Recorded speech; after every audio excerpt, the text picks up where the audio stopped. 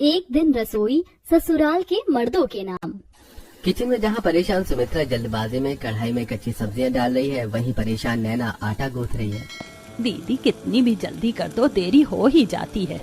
हाँ सुमित्रा सही कह रही हो, सुबह 6 बजे उठकर हम रसोई में आ गए थे, लेकिन अब तक प्रॉपर नाश्ता नहीं बन पाया। बने कैसे है ये सासू माँ के पुत्र और हमारे पुत्र, हमें ढंग से काम करने देंगे तब तो। ऊपर से घुटने का दर्द, उम्र हो गई है, अब इतना काम नहीं होता। अभी भानु कमरे में अलमारी के कपड़े अस्त व्यस्त करते हुए आवाज लगाता है। सुमित्रा, अरे ओ सुमित्रा, मेरी टाई कहाँ है? अजी वहीं अलमारी में रखी है आपके शर्ट के नीचे। अरे नहीं मिल रही, आके दो। दीदी ये तड़का देख लेना, मैं टाई देकर आती हूँ। ठीक है, ये लीजिए टाई।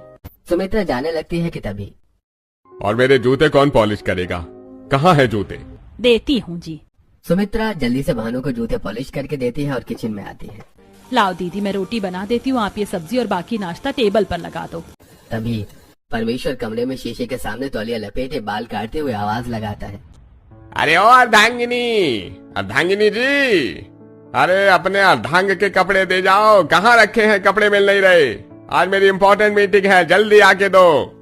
जी अभी आई। नैना जल्दी से कमरे में जाकर अपने पति को उनकी व्हाइट शर्ट, ब्लैक पैंट और ब्लेजर और टाई देती है।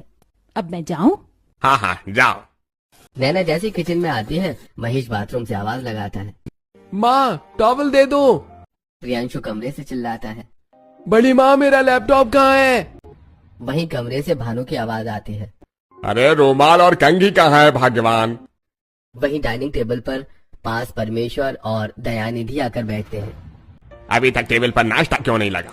और ये घर इतना फैला क्यों है? मेरी घड़ी कहाँ है भाग्यवान? चारों तरफ से घर के मर्द चिल्लाना शुरू कर देते हैं। वहीं नैना देवी और सुमित्रा रसोई में पसीने से लथपथ प्लेटफॉर्म के किनारे परेशान खड़ी थी।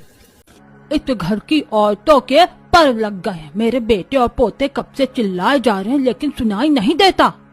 माँ तुम्हें तो पता है ये दोनों कितनी कामचोर हैं। एक काम नहीं होता इनसे। सुबह की उठी जाने क्या कर रही हैं? सिर्फ नाश्ता बनाने में इतना समय लगता है। सुमित्रा तुम इन लोगों को सामान दे दो, मैं जल्दी से खाना टेबल पर लगा देती हूँ। फिर नैना देवी जल्दी से रोटी सेककर सब्जी, रोटी, जूस और पोहा टेबल पर लगा देती है।